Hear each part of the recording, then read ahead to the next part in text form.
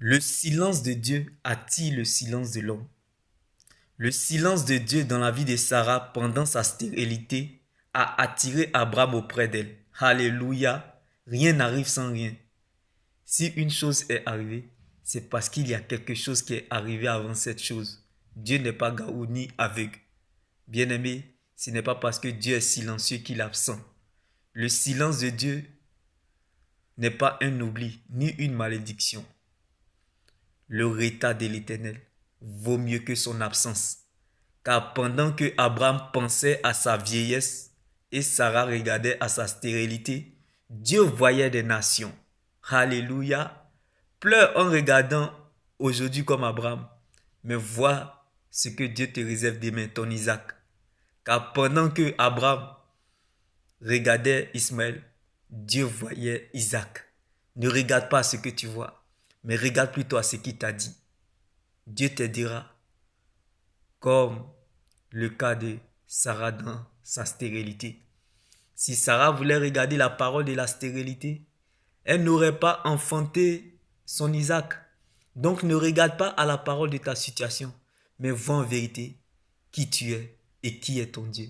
Car ce qui arrive est mieux que ça. Ce que tu ne sais pas est plus grand que toi. Ce qui t'attend est plus grand que ça. Ce que Dieu te réserve est plus grand que ce que tu regardes ou vois aujourd'hui. Même si le Seigneur ne t'a encore rien dit, mais je sais que tu dois garder ce qu'il t'a dit. Je sais qu'un jour, tu vivras sans cette situation ou sans ce péché. Car bien aimé, trembler ne veut pas dire que tu as perdu la foi ou espoir, mais c'est l'ADN pour te faire avancer. Comme Abraham, malgré sa vieillesse, il a dû attendre 25 ans avant d'avoir son Isaac. Bien aimé, un chien vivant vaut mieux qu'un lion mort. Pour celui qui vit, il peut toujours encore attendre quelque chose. Il y a encore de l'espoir.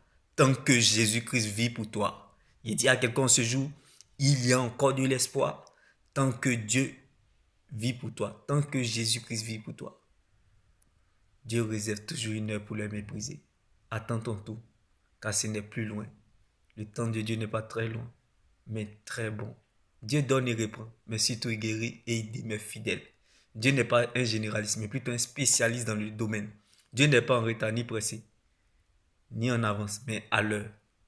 Là où on s'y attend le moins, c'est là le temps voulu de Dieu. Alléluia. Quand Dieu prend ce qui t'appartient, confie à son bon petit le temps. Sois sage et patient comme Abraham qui a dû attendre 25 ans avant d'avoir son Isaac. Car le temps finira par te donner ce qui te revient.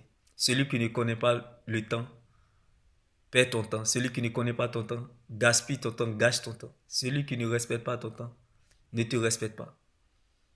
Attendre le temps, savoir le temps, apprendre le temps, connaître le temps, expérimenter le temps, découvrir le temps, vivre le temps, vivre dans le temps, gérer le temps et se maintenir dans le temps. C'est ce qui donnera le goût à la sauce de ta destinée.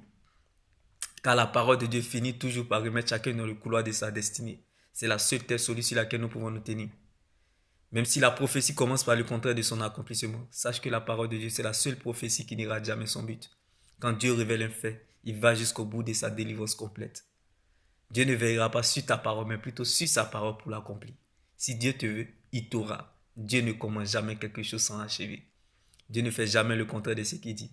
La course ne s'arrête pas au milieu, mais plutôt à la fin. La fin d'une chose vaut mieux que son commencement. Comme Abraham qui a eu son Isaac. Dieu béni. Shalom.